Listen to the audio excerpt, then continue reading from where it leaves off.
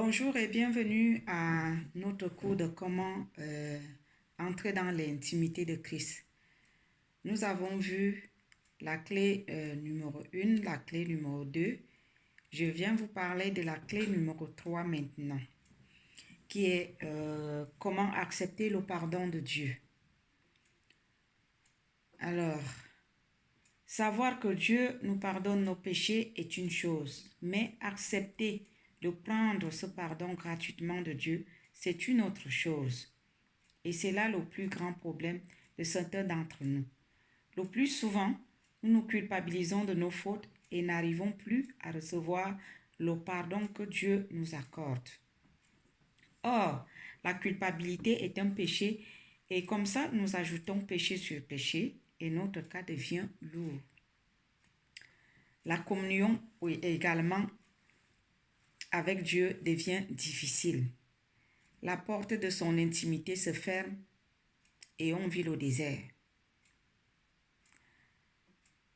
Si nous prenons l'exemple de la femme adultère, elle avait accepté son pardon de Jésus-Christ et s'était pardonnée elle-même malgré la condamnation de la foule à son égard et son fardeau lui avait été enlevé.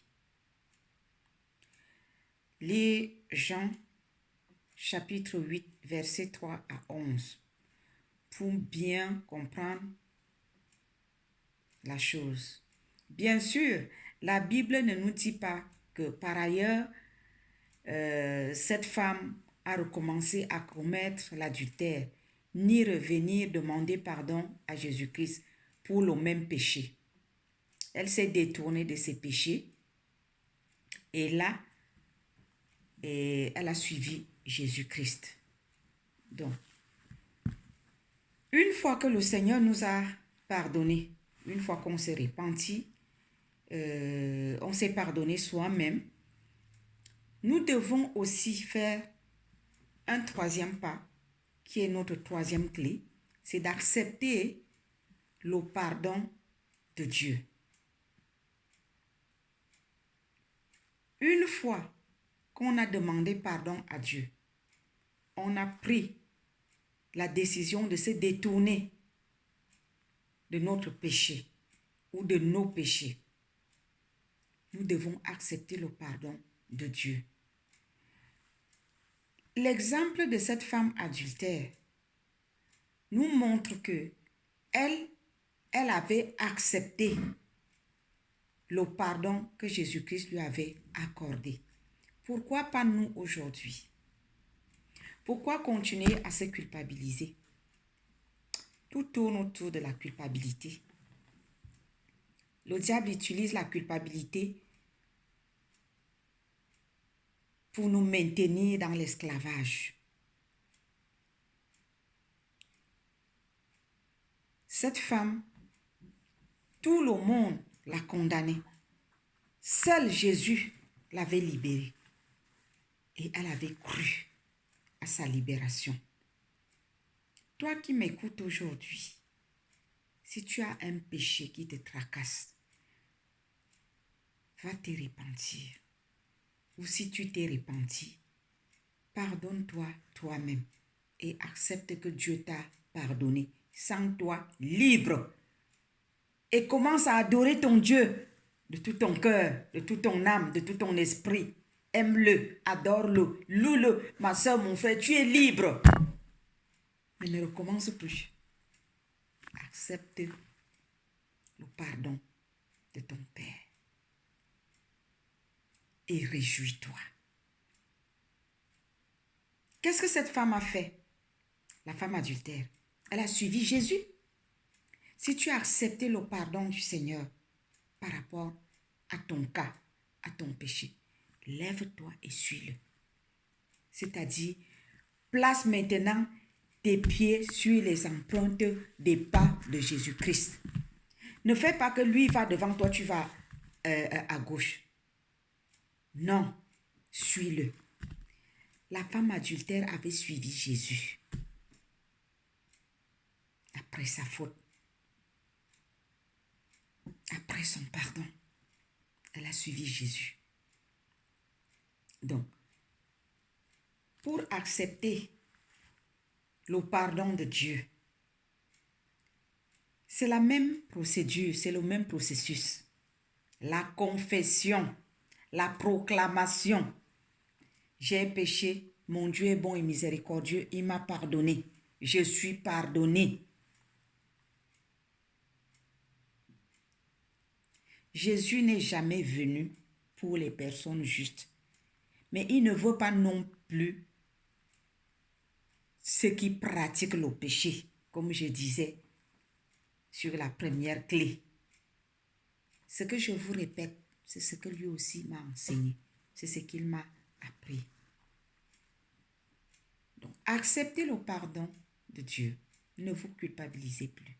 Même si les hommes vous condamnent, si vous avez fait la démarche, vous êtes allé vers Dieu, vous avez reconnu vos péchés, vous lui avez tout avoué,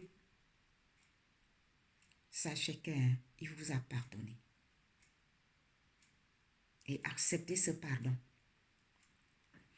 Et il y a des personnes qui peut-être vous ont vu mener une certaine vie à un certain moment, mais quelque temps après, vous vous êtes ressaisi, vous avez pris conscience et vous vous êtes repenti. Vous êtes dans la joie, dans la paix. Si une telle personne vient vous rappeler votre passé, dites-lui que votre passé est passé et toute chose est devenue nouvelle pour vous. Vous ne vivez plus au passé.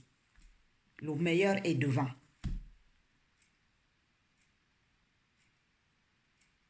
La Bible dit, les choses anciennes sont passées et toute chose est devenue nouvelle. Des fois, les gens n'acceptent pas le pardon de Dieu tout simplement parce qu'il y a les agents de l'ennemi, les disciples de l'ennemi, qui sont toujours là en train de vous rappeler votre passé. Ne vous laissez plus embobiner par de tels frères ou de telles sœurs ou de telles personnes. Des fois, ce n'est même pas les chrétiens, des fois, c'est aussi des chrétiens. Faites votre chose avec Dieu. Et soyez sûr que vous aviez tout dit. Et tenez ferme dans votre décision de ne plus recommencer. Mais si ça arrive, courez vers Dieu. Ne perdez plus le temps. Et acceptez, saisissez son pardon et avancez avec lui. Amen. Ce qui maintient les gens dans la culpabilité et qui amène les gens à ne pas accepter le pardon de Dieu, c'est ce qu'on vous dit.